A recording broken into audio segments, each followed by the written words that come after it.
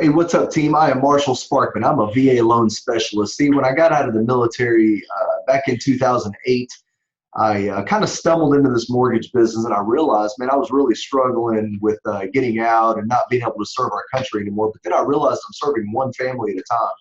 And I also realized that in the mortgage industry, that mortgage companies and loan officers don't really know what they're talking about when it comes to VA loans. See, even these big companies that say they specialize in VA loans, you're working with loan officers that have no clue what they're doing. And even within our own company, people come to me all the time and realtors come to me all the time. So I feel like my mission in life right now is just to educate people on their VA benefits and VA home loans and help veterans get into houses. So I wanted to put together a quick video and kind of explain what the VA loan requirements actually are per the VA loan guidelines. See, I got this big thick book of VA loan guidelines that I've dorked out on for years. I've studied them. I know the guidelines inside and out. I've got a VA underwriter that's one of the first original VA underwriters that sits right across the hall. So I've got all the resources I need at my fingertips to be able to make this a smooth, seamless transaction for you. So here's my attempt at some education. I'm going to do a screen share real quick and kind of share a little presentation that I've put together that talks about everything you need to know about VA loan requirements. So let's do this real quick. Okay, so let's talk about VA loan eligibility requirements. So the VA says that there's 4 things that you have to do to be eligible for a VA loan. It's pretty simple.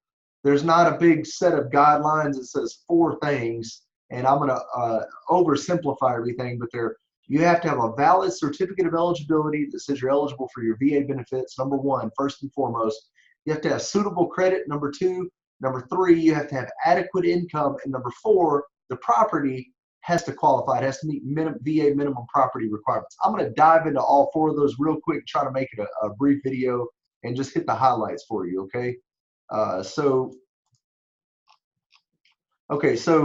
First thing, certificate of eligibility. It's easiest for you to pull your certificate of eligibility straight off the eBenefits website. So if you get on ebenefits.gov, there's a link there that you can click to get your eligibility for a home loan. It's super easy. Usually you can download it immediately. If you can't download it immediately, that means there's an issue in the system, or they don't have all your records, or there's something going on that you're going to need to figure out. It walks you through the steps if you can't just download it immediately. We can also pull it as lenders through our system, WebLGY, but it takes us a lot longer. You can usually pull it immediately where it'll take us some time, okay? This is what an actual certificate of eligibility looks like. It's a form. It tells me if you're exempt from the VA funding fee. It tells me how much entitlement you have used in the past and how much you have left over. Very important. I don't even issue you a pre-approval letter until you got this certificate of eligibility. Why? Because we do not have a VA loan at all without this certificate of eligibility. I can't just assume. It's foolish of me just to assume you're eligible, okay? Ask me why I do that, because I've screwed up in the past and had people waiting at the closing table for months until they can get their certificate of eligibility cleared up. All right, we need proof of service. We're going to need your DD-214 if you are active. If you're currently active duty, I need to get a statement of service from your commander. If you're guard or reserve, we'll need your NGD-22. Pretty simple, right? All right. Some common eligibility issues: if you had a dishonorable discharge, if you were guard or reserve for less than 6 years, or if you had foreclosures in the past, that kind of stuff can tie up your VA eligibility. Also, you don't have your records. Like I had a guy yesterday, young guy, didn't have his DD-214. I'm like, who doesn't have their DD-214 anymore? But anyways, now I'm going to switch gears. So that was we talked about your VA certificate of eligibility. The second requirement is have what the VA says, suitable credit. Okay, so let's talk about how do you define suitable credit. The VA really doesn't define it. They leave it up to the underwriter and the lending institution to use common sense judgment on the credit. So there's one thing that you have to understand about underwriting VA loans. We run everything through an automated underwriting system. So it says, you enter the loan application, you guys give me all your information, we run your credit, and we run it through this system that goes, and it pulls up either you're qualified or you're not qualified for the VA loan. Also, it tells us exactly what documents we're going to have to collect from you. So The automated underwriting system likes credit scores with 640 or better. If your credit score is below a 640, no need to worry. It just means you have to have other compensating factors, or that automated system won't like your loan. If your loan is not approved through the automated underwriting system, you go to what we call a manual underwrite. Manual underwrites are very difficult. It's risky for the lenders. Most mortgage companies don't want to fool with them. They're not sellable on a secondary market. It means the mortgage company must service that loan. They're always going to be stuck with it, okay? Just a lot more high risk. The underwriters have this is the mindset that underwriters have, and this is directly from the VA loan guidelines, so pay attention to this, okay? VA loans is a benefit to the veteran. You've got to understand that. So therefore, lenders, this is directly from the VA's guidelines. It says lenders are encouraged to make VA loans to all qualified veterans who apply.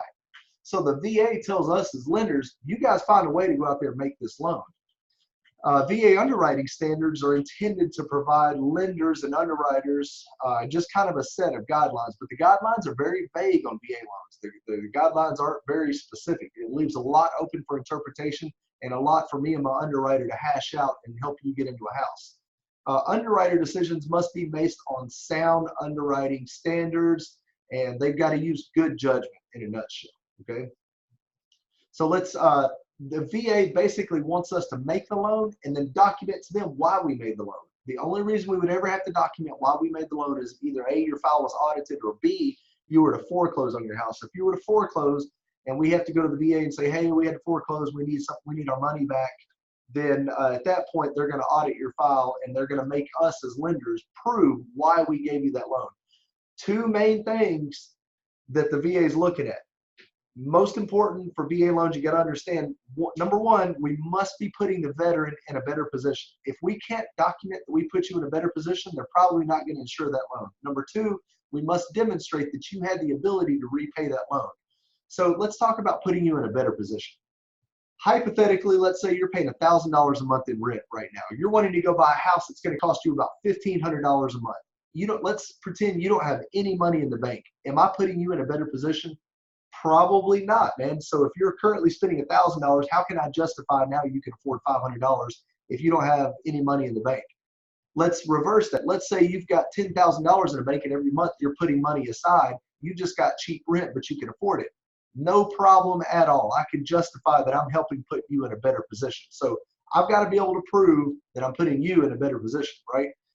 And then I have to demonstrate that you had the ability to repay that loan, because back in 2010, 11, 12, when all these people were foreclosing and losing their houses, they were going back and they were suing banks and they were saying, hey, we never had the ability to repay this loan anyways. We shouldn't have ever given us a loan. So now the government stepped in and said, hey, you've got to document that they actually had the ability to repay this loan, okay? All right, so that's that. Those are the main two things that you need to understand about underwriting. Now, I said the VA requires you to have suitable credit. So let's talk about suitable credit. The VA defines that as the applicant's past repayment practices on their obligations is the best indicator of his or her willingness to repay future obligations. That's directly from the VA, guys. Also, it says emphasis should be placed on the applicant's overall payment patterns rather than isolated occurrences. So what that means is if you had a payment history that was good and then all of a sudden you had an isolated event, like you lost a job or you transitioned out of the military or your wife got sick or something that we can document, we're probably going to be able to work past it, okay? They also say that a 2-year rental or mortgage history is also a good indicator that you're going to be making your payments on time. Up at the top here, I'm not going to go over it, but this kind of gives you a breakdown of what makes up your credit score. Your payment history, making your payments on time, is 35% of your credit score. But equally as important to making your payments on time, that keep your balances, the amount that you owe, down. So and mainly on credit cards. So if you have a credit card, you want to keep your balances below 25% of the limit on your credit cards to keep an optimal credit score. All right. Now the VA does not have a minimum credit score requirement. Contrary to popular belief, a lot of lenders will implement our own credit score requirements. However, the VA doesn't care. They say if you can document it and you're putting that veteran in a better position, then go for it. Let's make this loan. So the borrower must meet each individual lender standards, okay? Here's one catch about the VA loan. They say if you have had adverse credit, like if you had multiple collections, You have to reestablish credit. No other loan program says this, but the VA does, and this will catch you every time. I get people all the time halfway through the process with another lender, they get turned down because the underwriter gets the file and they're like, oh, you don't have reestablished credit. All you have to do, guys, if you've had negative stuff on your credit in the past, go open a new credit card, make sure you're making payments on time for at least 12 months. That is the definition of reestablished credit. If you have collections on your credit and they're open collections, if you've paid off your collections, man, that's good. We're legit. But if you've got open collections that you have not paid off, it's really going to depend on the scenario. It's going to depend on the whole overall picture. It's going to depend on what the underwriter says about it. But basically, the VA says that lenders should carefully review the complete credit history and use their judgment. For example, if an applicant has numerous unpaid collections, no matter when they were established, it is not unreasonable to question the borrower's ability and willingness to honor obligations. So we also need a sound letter of explanation of what you're saying is, hey, my credit's jacked up because I transitioned out of the military. Boom, that's easy. We can make a good logical explanation. I can talk to my underwriter. We can talk through everything and get you guys worked out and get you into a house if you've got bad credit. 2 years out of bankruptcies, foreclosures, most short sales, you've got to be clear through the government credit reporting system called CAVERS. The government has their own credit monitoring service. I'm not going to go into that. Student loans, I got to count student loans against you unless if they're deferred for over 12 months. If you've got a bunch of student loans, that's probably one of the biggest hindrances that I'm seeing right now for people qualifying for mortgages is they've got a bunch of student loans. Look, guys, if you can avoid it, stay the heck away from student loans, okay?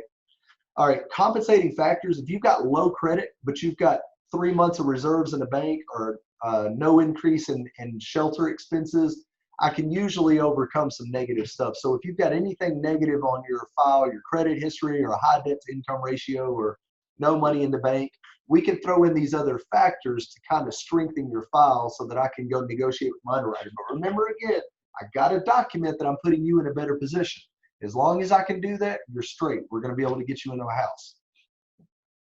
The VA also has, switching from credit. So we talked about certificate of eligibility. We talked about adequate or suitable credit. Now you have to have adequate income. That was number 3.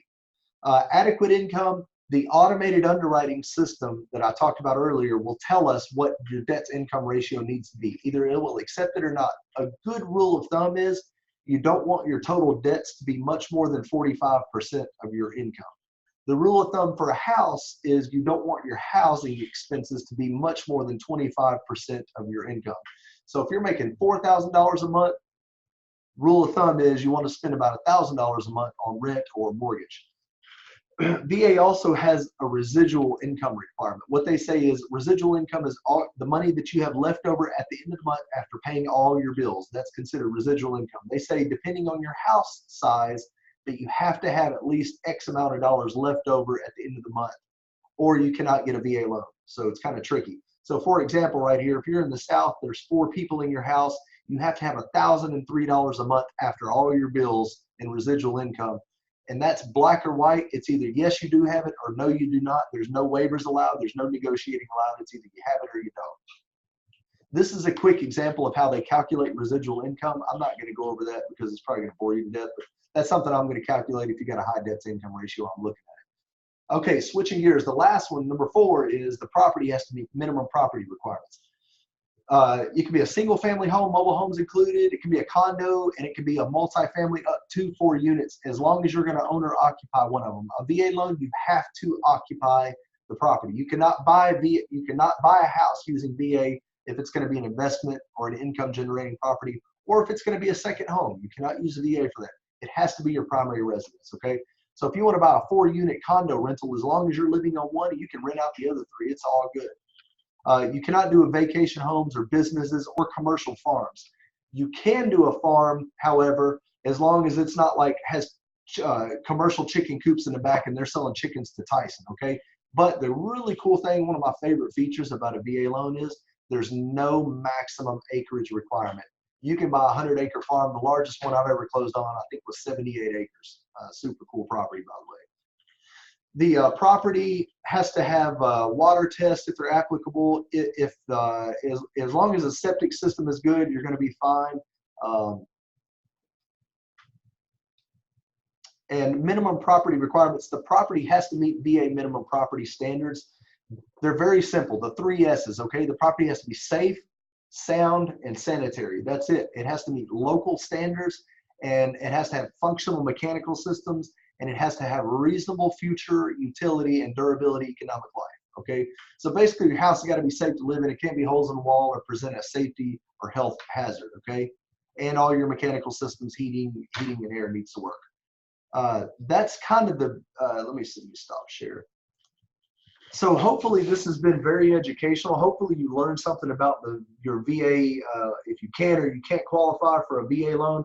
At the end of the day, I'm going to be able to look at your file. You're going to fill out a loan application. I'm going to pull credit and look at your income documents. And I'm going to be really quickly, within 5 minutes, be able to tell you, yes, you're going to qualify, or no, you don't qualify right now. However, if you do X, Y, and Z, I can get you into a house. That's an easy conversation. I have those day in and day out.